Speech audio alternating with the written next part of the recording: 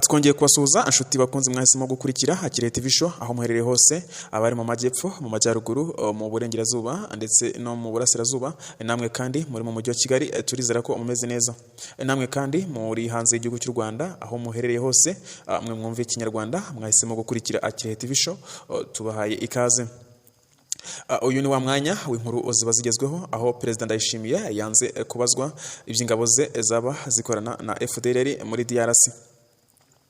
Perezida w'u Burundi Evariste Ndayishimiye yavuze ko adakwiye kubazwa ibikorwa by'ingabo ze z'igihugu cye ziri mu ntambara mu burasirazuba bwa Repubulika Iharanira Demokarasi ya Kongo, birimo ubufatanye zaba zigirana n'umutwe w'iterabwoba wa FDLR.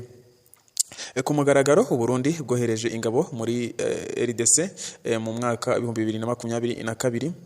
Icyo gihe zabanje gukorera mu ntara ya Kivu y'Amajyepfo, aho byavugaga ko zagiye kurwanya imitwe yitwaje intwaro y'Abarundi irimo Redi Itambara, Forebu na FNL Nzabampema. Mu mwaka wa 2023 amasezerano y'ibihugu byombi yavuguruwe. Uburundi bwohereza ingabo mu ntara ya Kivu y'Amajyaruguru kugira ngo zifashe iza Kongo kurwanya ihuriro rya AFC M23 ryari rikomeje gufata ibice byinshi.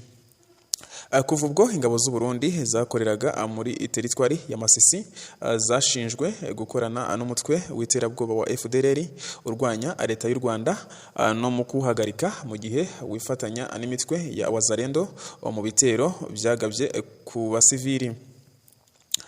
Abarokotse igitero cya FDLR n'imitwe ya Wazalendo byagabye mu mudugudu wa Nturo muri Masisi mu Kwakira kwa 2023 basobanuye ko ingabo z'u Burundi zari zifite ibirindiro hafi yawo ariko zitigeze zibarabara mu gihe inzu zabo zatwikwaga zinabima ubuhungiro. Abarwanyi ba FDLR bakomeje kugira uruhare mu bitero bigabwa mu bice bigenzurwa na AFC M23 n'umutwe wa MRDP twirwaneho mu ntara ya Kivu y'Amajyepfo, birimo komine Minembwe byapfiriyemo abasivili benshi. Mu kiganiro na BBC Gahuza Miryango cyasohotse ku itariki ya 31 Nyakanga 2026, Perezida Ndayishimiye yavuze ko ingabo z'u Burundi zagiye gufasha iza Kongo mu ntambara kandi ko ziyoborwa na leta ya Kinshasa ikaba ari nayo izohereza aho zigomba gukorera. Aho Perezida w'u Burundi yagize ati: iyo FDLR urumva iri kuri leta ya Kongo, twebwe igisirikare cy'u Burundi cyagiye gufasha leta ya Kongo. Erega su Burundi buri kurwana muri Kongo, twohereza ingabo ziri ku buyobozi bwa leta ya Kongo. Ntushobora kumbaza ngo mbese babagaba bate. Perezida Ndayishimiye kandi yavuze ko ingabo z'u Burundi ziri muri DRC zikwiye gufatwa nk'iziri mu butumwa bw'amahoro bw'umuryango mpuzamahanga, aho amakosa zakora yabazwa uwo muryango mu mwanya w'igihugu cyazohereje. Aho Perezida yagize ati: njyewe ntanga ingabo muri Somalia n'ingabo za EU zimaze kugerayo zambara umwambaro wa EU, hanyuma muri Centrafrique zigezeyo zambara umwambaro wa ONU.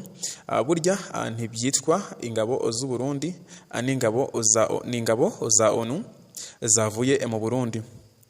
Uyu mukuru w'igihugu yakomeje agira ati: niyo mpamvu abantu bakwiye kujya batandukanya kumva iyo igihugu cyohereje ingabo mu kindi gihugu kugira ngo gitabare, ntikigiye gutera, kigiye gufasha. Icyo gihugu sicyo kiba kiri kubikora, biba biri gukorwa n'icyo gihugu kindi. Uretse kurwanira muri Kongo, hari amakuru avuga ko abayobozi bo muri FDLR bagiye bahurira mu nama n'abofisiye bakuru mu ngabo z'u Burundi zirimo izabereye mu bice byegereye umupaka birimo Cibitoke, bategura urugamba bananzura gukomeza ubufatanye. Mu ntangiriro z'Ukuboza kwa 2025 ubwo AFC M23 yafataga ibice byinshi byo muri teritwari ya Uvira bikora ku kibaya cya Rusizi, byatangajwe ko Burundi bwakiriye abarwanyi benshi babuhungiyeho barimo aba FDLR ndetse n'aba Wazalendo bubashyira mu kigo cya gisirikare cya Mwaro. Nyuma y'imirwano ikomeye yabereye muri Minembwe no mu bice bihana imbibi mu ntangiriro za Nyakanga 2026, byatangajwe ko Burundi bwakiriye inkomere nyinshi zirimo abarwanyi ba FDLR na Wazalendo bajyanwa mu bitaro bikomeye birimo Tanganyika Care Polyclinique. Ingabo z'u Burundi zigiye kumara imyaka 3 zihanganye n'abarwanyi ba AFC M23, aho kandi Perezida Evariste Ndayishimiye yagaragaje ko ingabo z'u Burundi ziri muri DRC zikwiye gufatwa nk'iziri mu butumwa bw'amahoro bw'imiryango mpuzamahanga.